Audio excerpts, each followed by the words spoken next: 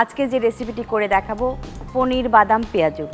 এটি করতে কি উপকরণ লাগছে চলুন একবার দেখে আসি। তেল পরিমাণ মতো, পনির 1 কাপ, বাদাম গুঁড়া 1 কাপ, কাঁচামরিচ কুচি 1 টেবিল চামচ, পেঁয়াজ কুচি 2 টেবিল চামচ, ধনেপাতা কুচি 2 টেবিল চামচ, গোলমরিচ গুঁড়া আধা চা চামচ, লবণ স্বাদ মতো, ডিমের সাদা অংশ 2 টেবিল চামচ এবং ময়দা 2 টেবিল চামচ।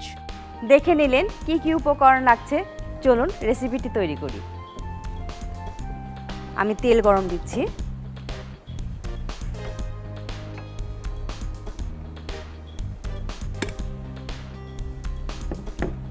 পনির নিয়েছি 1 কাপ, গ্রেট করে নিয়েছি। বাদাম ভাজা গুঁড়া করে নিয়েছি 1 কাপ। কাঁচামরিচ কুচি 1 টেবিল চামচ দিচ্ছি। পেঁয়াজ কুচি দিচ্ছি 2 টেবিল চামচ।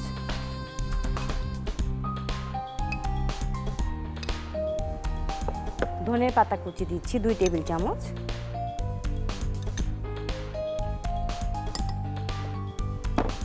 সাদা গোলমরিচের গুঁড়া দিচ্ছি আমি আধা চা চামচ।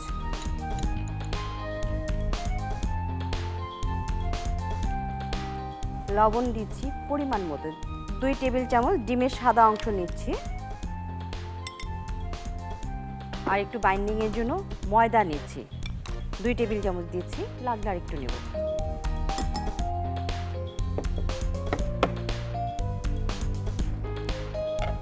হাত দিয়ে একটু মাখিয়ে নেব এটা।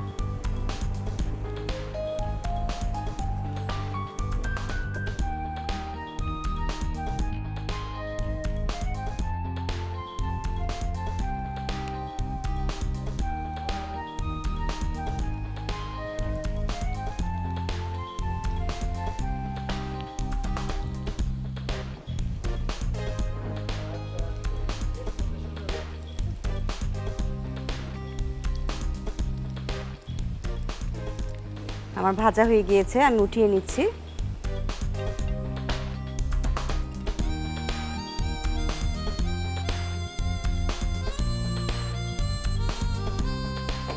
আমি চুলাটা বন্ধ করে দিলাম। এখন পরিবেশনের জন্য সাজিয়ে দেব।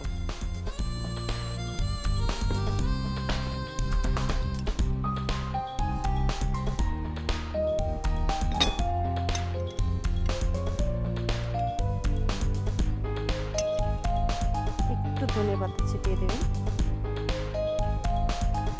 আর একটু প্রাণ টমেটো সস। হয়ে গেল আমার পনির বাদাম পেঁয়াজু। এর প্রস্তুত প্রণালীটি আরেকবার দেখে আসি চলুন। ফ্রাই প্যানে তেল দিন। এবার বাটিতে পনির, বাদাম গুঁড়া, কাঁচামরিচ কুচি, পেঁয়াজ কুচি, ধনেপাতা কুচি, গোলমরিচ গুঁড়া, লবণ, ডিমের সাদা অংশ ও ময়দা দিয়ে মাখিয়ে নিন। এরপর বল আকারে বানিয়ে গরম তেলে ছেড়ে ভাজুন। ভাজা হয়ে গেলে তুলে পরিবেশন করুন পনির বাদাম পেঁয়াজু। দেখে নিলেন কিভাবে তৈরি করলাম মজাদার একটি রেসিপি পনির বাদাম পেঁয়াজু। বাসাতে অবশ্যই চেষ্টা করবেন, অনেক ভালো লাগবে খেতে।